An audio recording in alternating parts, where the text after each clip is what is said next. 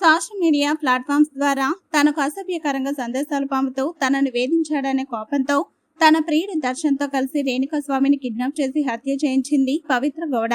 ప్రస్తుత బెంగళూరు పోలీసులు ఈ కేసుపై దర్యాప్తు చేస్తున్నారు. అయితే దర్శన్, పవిత్ర కొన్ని రోజులుగా జైల్లో ఉన్నారు. జైల్లో ఉన్న పవిత్రకు మేకప్ వేసుకోవడానికి అనుమతించిన పోలీసులు ఇప్పుడు చిక్కుల్లో పడ్డారు. రేణుకాస్వామి మర్డర్ కేసు కన్నడ సినీ పరిశ్రమలో పెను దుమారం రేపింది. ఈ కేసులో హీరో దర్శన్, అతడి ప్రియురాలు నటి పవిత్ర గౌడతో పాటు మరో 17 మంది నిందితులను పోలీసులు అదుపులోకి తీసుకున్నారు. ప్రస్తుతం వీరంతా జ్యుడిషియల్ కస్టడీలో ఉన్నారు. సోషల్ మీడియా ప్లాట్ఫామ్స్ ద్వారా తనకు అసభ్యకరంగా సందేశాలు పంపుతూ తనను వేధించాడనే కోపంతో తన ప్రియుడి దర్శన్తో కలిసి రేణుకాస్వామిని కిడ్నాప్ చేసి హత్య చేయించింది పవిత్ర గౌడ.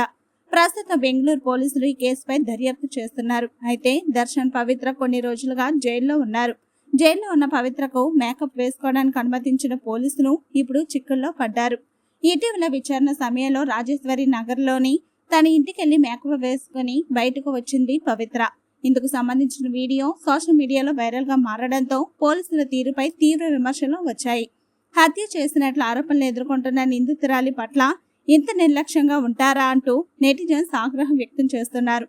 దీంతో విధి నిర్వహణలో నిర్లక్ష్యంగా వ్యవహరించినందుకు విజయనగరం మహిళా పోలీస్ స్టేషన్ లేడీ ఎస్ఐ నేత్రావతికి పశ్చిమ డివిజన్ డీసీపీ గిరీష్ నోటీసులు జారీ చేశారు. పోలీసుల కస్టడీలో ఉన్న పవిత్ర గౌడను జూన్ 15న లేడీ ఎస్ఐ నేత్రావతిని తీసుకుని ఇంటికి వెళ్ళింది పవిత్ర.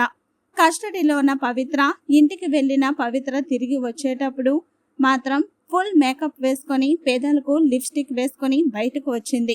ఇందుకు సంబంధించిన ఫొటోస్ వైరల్ అయ్యాయి. ఇలాగే జైల్లో ఉన్న పవిత్ర తనకు భోజనం నచ్చలేదని ఇంటి నుంచి భోజనం, దుప్పటి తెప్పించాలంటూ డిమాండ్ చేస్తుందట. దీంతో పోలీసులు ఆమెకు గట్టిగానే కౌన్సిలింగ్ ఇచ్చినట్లు తెలుస్తోంది. నన్ను చూసేందుకు కుటుంబం నుంచి ఎవరూ రావడం లేదని వాపోయింది పవిత్ర. ఇటీవల ఆమె కూతురు పవిత్రను పరామర్శించింది. లైసెన్స్ పిస్టల్ను స్వాధీనం చేసుకోవాలని నటుడు దర్శన్ ప్రదోషులకు నోటీసులు అందాయి. లోక్సభ ఎన్నికల సమయంలో లైసెన్స్ పొంది ఆయుధాలు అందజేయాల్సి వచ్చింది. అయితే పిస్టల్ను తిరిగి ఇవ్వకుండా నటులు దర్శన్, ప్రదోషులకు మినహాయింపు ఇచ్చారు. ఇప్పుడు రేణుకాస్వామి హత్య కేసు విచారణ నేపథ్యంలో ఆయన తుపాకీని జప్తు చేయాలని నోటీసు ఇచ్చారు.